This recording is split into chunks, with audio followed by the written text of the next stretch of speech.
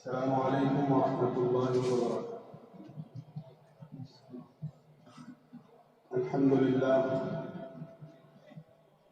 الحمد للہ رب العالمین، والصلاة والسلام على أشرف الأنبياء والمرسلين وعلى آله وأصحابه أجمعين، أما بعد فأعوذ بالله من الشيطان الرجيم، بسم الله الرحمن الرحيم۔ لقد كان لكم في رسول الله أسوة حسنة، صدق الله العظيم۔ قابل احترام علماء اکرام، قرب و جوار اور دور و دراز سے تشریف لائے مہمان اعظام،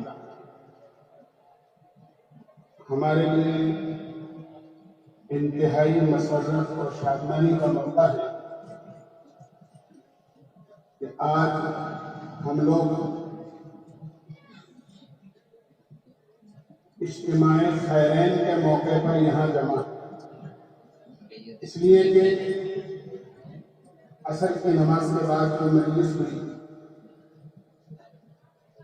اس میں فن قراءت و تجوید کی کتاب شاطبیہ کی شروعات کی، جس کا تعلق قرآن کریم سے ہے، اور قرآن کریم کو تجوید کے ساتھ پڑھنے کی اہمیت کیا ہے وہ ہم سب نے عصر کی نماز کے بعد اپنے کانوں سے سنا۔ اس وقت بہت ہی قریب اصح الکتب بعد کتاب اللہ صحیح البخاری کا افتتاح ہونے جا رہا ہے۔ گویا اس حدیث پاک کی ایک عملی تشریح اور تصویر ہمارے سامنے آ رہی ہے، جس میں آقا مدنی سرکار دو عالم صلی اللہ علیہ وسلم نے ارشاد فرمایا ہے، ترکت فیکم امرین ان تمسکتم بہما لن تضلوا ابدا، کتاب اللہ و سنت رسولی، او کما قال رسول اللہ صلی اللہ علیہ وسلم، کہ میں تمہارے درمیان میں دو چیزیں چھوڑ کر جا رہا ہوں، جب تک ان دونوں چیزوں کو تم مضبوطی کے ساتھ تھامے رہو گے اور اپنے سے چمٹائے رہو گے، دنیا کی کوئی طاقت تمہیں گمراہ نہیں کر سکتی، راہ راست سے نہیں ہٹا سکتی، منزل مقصود سے دور نہیں کر سکتی۔ ایک اللہ کی کتاب ہے اور دوسرے جناب رسول اللہ صلی اللہ علیہ وسلم کی سنت اور آپ کا طریقہ ہے۔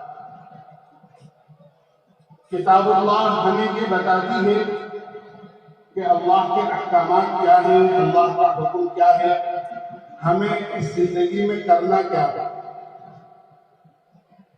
آقا مدنی سرکار دو عالم صلی اللہ علیہ وسلم کی سنت اور آپ کا پاکیزہ طریقہ اور احادیث نبویہ جو قرآن کریم کی واضح تفسیر و تشریح ہے،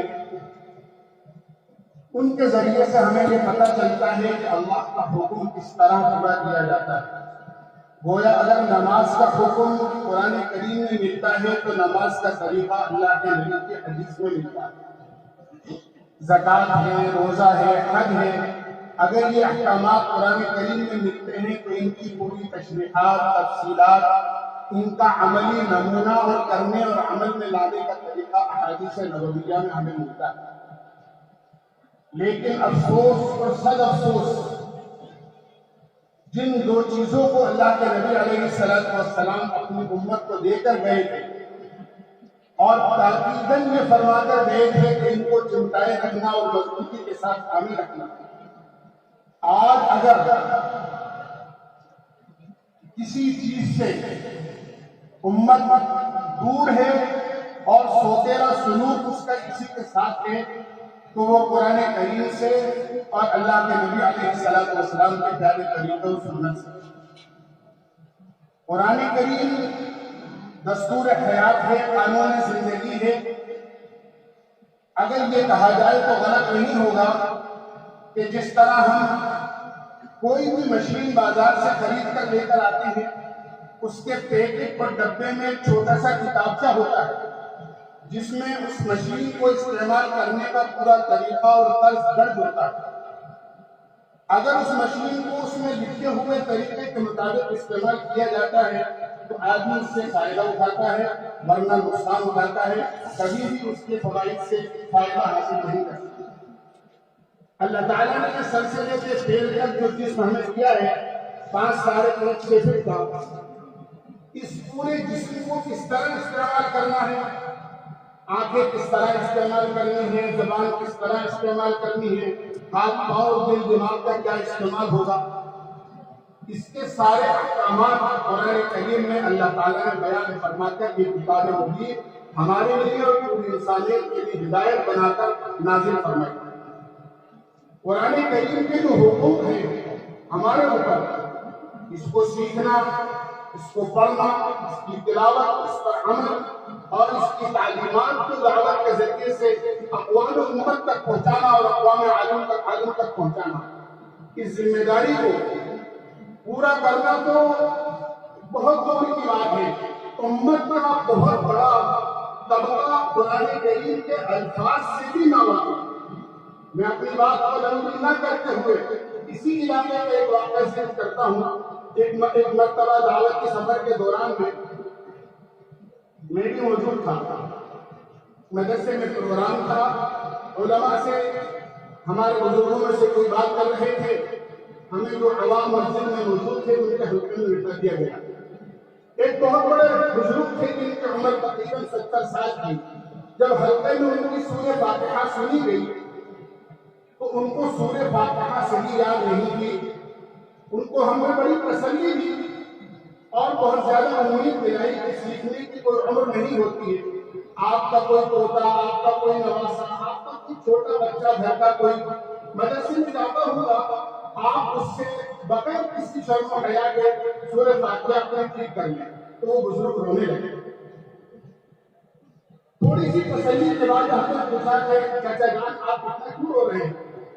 کہنے لگے آپ ہم سے یہ کہہ رہے ہو کسی پوتے اور نواسے سے قرآن صحیح کر لینا، اس مدرسے کے جو فلاں استاد ہیں، جو فلاں عالم ہیں اور سینکڑوں بچے ان کے درجے سے حافظ بن کر، قاری بن کر یہاں سے جا چکے ہیں، میں ان کا باپ ہوں، وہ میرے بیٹے ہیں، آج تک انہوں نے میری سورہ فاتحہ نہیں سنی، اس لیے میری سورہ فاتحہ یاد نہیں ہے، اگرچہ سینکڑوں بچے حافظ بن کر ان کے درجے سے نکل گئے۔ یہ ہمارے علماء کا گھر کا حال ہے۔ میں سب کے لیے نہیں کہتا، لیکن ہم بہت باریکی سے اس کا جائزہ لیں گے تو ہمارے گھروں میں ہماری ماں ہے، ہماری بہن ہے، ہماری بیٹی ہے، ہمارے والد ہیں، ہمارے چچا ہیں، ہمارے تایا ہیں، ایسے لوگ مل جائیں گے جو قرآن کریم سے بھی ناواقف ہیں، الفاظ سے بھی ناواقف ہیں۔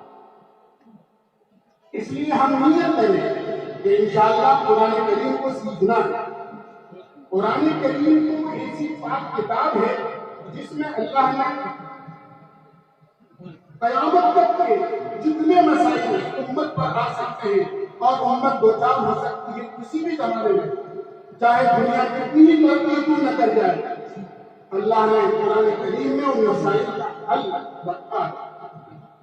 یہ الگ بات ہے کہ قرآن کریم کے علوم سے ہم ناواقف ہیں۔ یہ اتنا گہرا سمندر ہے جو جتنی گہرائی کے اندر جائے گا اتنی قیمتی موتی نکال کر اس سمندر سے لے کر آئے گا۔ چھوٹے سا واقعہ سنا کر انشاءاللہ اپنی بات پوری کروں گا۔ امریکہ کے اندر ایک مرتبہ ایک بڑے نرسنگ ہوم کے اندر 2 عورتوں کی ڈلیوری ہوئی، ایک کے لڑکا پیدا ہوا اور ایک کے لڑکی پیدا ہوئی، لیکن یہ مغالطہ پیدا ہو گیا کہ لڑکی کس کے پیدا ہوئی ہے اور لڑکا کس کے پیدا ہوا ہے۔ ایک مسئلہ کھڑا ہو گیا، سارے ڈاکٹر عیسائی تھے، اس میں ایک مسلمان بھی۔ صبح کو سارے ڈاکٹروں کی ٹیم بیٹھی اور آپس کے اندر انہوں نے یہ مشورہ کیا کہ اب لڑکا تو کس کو دیا جائے اور لڑکی کس کو دی جائے۔ مسلمان ڈاکٹر سے لوگ یہ کہنے لگے کہ یہ کہتے ہو کہ قرآن کریم میں ہر مسئلے کا حل ہے۔ اب یہ مسئلہ اگرچہ انہوں نے بطور استہزاء کی ہی یہ بات کہی ہے، تم یہ کہتے ہو قرآن کریم میں ہر مسئلے کا حل ہے، اب ایک مسئلہ پیدا ہوا ہے اس کا حل نہیں ہوا۔ ڈاکٹر نے کہا یہ تو مجھے یقین ہے، میں ایمان والا ہوں، مسلمان ہوں کہ قرآن کریم میں ہر مسئلے کا حل ہے، کیونکہ میں عالم نہیں ہوں اس لیے میں ابھی آپ سے نہیں کہہ سکتا، پہلے میں اپنے علماء سے رابطہ کروں گا پھر آپ کو اس کا جواب دوں۔ انہوں نے ایک عالم سے رابطہ کیا، انہوں نے اس مسئلے کو سننے کے بعد ان کو یہ جواب دیا کہ قرآن کریم میں اس مسئلے کا بے شک حل موجود ہے، اور حل یہ ہے کہ قرآن کریم اصولوں کی کتاب ہے۔ اللہ تعالیٰ نے قرآن کریم میں اصول بیان کیا ہے مرد و عورت کے بارے میں، للذکر مثل حظ الانثیین، لڑکے کا حق اللہ نے ڈبل رکھا ہے لڑکی کے مقابلے میں، یا یوں کہیے کہ لڑکی کا حق اللہ نے لڑکے کے مقابلے میں آدھا رکھا ہے۔ اس ڈاکٹر نے کہا میرا مسئلہ حل ہو گیا۔ صبح کو آ کر اس نے کہا کہ بچے کی سب سے پہلی غذا جو ماں کا دودھ ہوتا ہے اس کو لے کر لیبورٹری میں چیک کیا جائے۔ جب دونوں کو چیک کیا گیا اور اس کی رپورٹ سامنے آئی تو ایک عورت کے دودھ میں وٹامن ڈبل تھے اور دوسری عورت کے دودھ میں وٹامن سنگل تھے۔ قرآن کریم کی اس آیت کی روشنی میں یہ فیصلہ کیا گیا جس کے دودھ میں طاقت ڈبل ہے لڑکا اس سے پیدا ہوا ہے، اور جس کے دودھ میں اتنی طاقت ہے لڑکی اس سے پیدا ہوا ہے۔ آج ہمیں معلوم نہیں ہے قرآن کریم اپنے اندر کا حقائق رکھتا ہے۔ اللہ کرے کہ ہم قرآن کریم کو سمجھنے والے اور اس پر عمل کرنے والے بن جائیں۔ دوسرے جناب رسول اللہ صلی اللہ علیہ وسلم کا پیارا طریقہ اور آپ کی سنت کے جو احادیث کے ذریعے سے ہمارے سامنے آیا ہے، آج ہماری زندگیاں بھی سنت سے خالی ہیں۔ اللہ کے نبی علیہ السلام نے ہمیں کہیں بھی کسی بھی موڑ پر اندھیرے کے اندر نہیں چھوڑا ہے۔ آپ نے فرمایا میں تمہیں ایسی پاک پاکیزہ شریعت دے کر جا رہا ہوں، ترکتکم علی شریعۃ بیضاء لیلھا کنہارھا، میں تمہیں ایسی پاکیزہ اور روشن شریعت دے کر جا رہا ہوں جس میں رات کا کوئی تصور نہیں ہے، جس کی رات بھی دن کی طرح روشن ہے۔ بچے کے ماں کے پیٹ میں وجود آنے سے لے کر قیامت کے میدان میں اللہ کا سامنے پیش کھڑے ہونے تک جتنے حالات آ سکتے ہیں اور ایک آدمی زندگی میں جن حالات سے دوچار ہو سکتا ہے، آپ کی پیاری شریعت میں، آپ کی پیاری زندگی میں ہر موڑ پر رہبری موجود ہے۔ آپ نے ہمیں کھانا بھی سکھایا، پینا بھی سکھایا، پہننا اوڑھنا بھی سکھایا، نماز اور عبادت، معاملات اور معاشرت اخلاقیات ہر چیز کی آپ نے تعلیم دی۔ میری درخواست ہے آپ حضرات سے کہ یہ علوم قرآنیہ اور احادیث نبویہ کے مراکز کے مدارس اسلامیہ میں اپنے ہونہار بچوں کو مدرسے میں بھیجیے تاکہ وہ قرآن کا علم، احادیث کا علم حاصل کریں۔ یہ وہ مرکز ہیں، یہ وہ سینٹر ہیں، یہ وہ کارخانے ہیں جہاں امت کے بہترین افراد تیار ہوتے ہیں جو امت کے اندر اصلاح اور تربیت کا کام کرتے ہیں۔ ہمارے سارے اکابرین کی کافی تاریخ اس بات پر شاہد ہے۔ رہا مسئلہ بڑی عمر کے لوگوں کا کہ ہم بڑی عمر والے بھی مایوس نہ ہوں، اللہ نے دعوت تبلیغ کا ایک راستہ نکالا ہے اور لوگوں نے اس راستے میں جا کر 80 سال 70 سال کی نمازیں قضا کی ہیں اور اس کو پورا کیا ہے۔ اسی طرح 80 سال کی عمر میں قرآن پاک حفظ کیا ہے اور سنتوں کے ایسے پابند ہوئے ہیں۔ پڑوس کے ملک کے ایک بڑے عالم جو دعوت کے کام میں لگے، ان کا کہنا تھا میں صرف ایک جماعت کے ساتھی کے عمل کو دیکھ کر اللہ دعوت کے کام میں لگا ہوں کہ نماز کا وقت تھا، وہ اتنا بے چین تھا کہ دیکھا نہیں جا رہا تھا۔ میں سمجھا اس کا کوئی بٹوک ہو گیا، اس کی کوئی بڑی رقم ہو گئی، اس کا سامان کا بیگ ہو گیا۔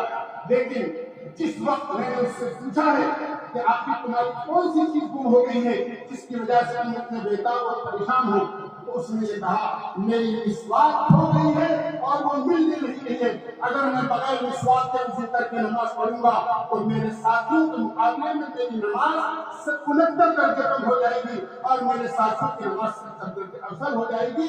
اس سنت کے چھوٹنے کا فرق مجھے ہو رہا ہے۔ فرمانے لگے اس کے عمل کو دیکھ کر نظاموں میں کام مل گیا۔ اس لیے میرے بھائی دوستوں کو ہم نیت کریں کہ انشاءاللہ بچوں کو مدرسے میں داخل کریں گے اور اپنی ذات سے قرآن کو اور قرآن علوم کو اور سنت و شریعت کو سیکھنے کے لیے اللہ کے راستے میں وقت لگائیں گے۔ میں اپنی بات کو ختم کرنے کے لیے حضرت مولانا معروف صاحب دامت برکاتہم اللہ تعالیٰ عمر میں برکت نصیب فرمائے، اور اس مدرسے کو ہر قسم کی ترقی سے اللہ تعالیٰ نوازے کہ آج بخاری شریف کا یہاں افتتاح ہو رہا ہے انشاءاللہ آئندہ اور علوم بھی انشاءاللہ تخصصات کے درجات میں انشاءاللہ امید ہے کہ وہ کھلیں گے آج ضرورت ہے اس بات کی چپے چپے میں مدارس اور مکاتب ہوں تاکہ امت کی جہالت اور بے دینی ختم ہو اور امت کے اندر علم کا نور پیدا ہو اللہ تعالیٰ ہمیں عمل کی توفیق نصیب فرمائے وآخر دعوانا ان الحمد للہ رب العالمین. Thanks for watching. Don't forget to like, comment, share and subscribe to Al Wahid channel.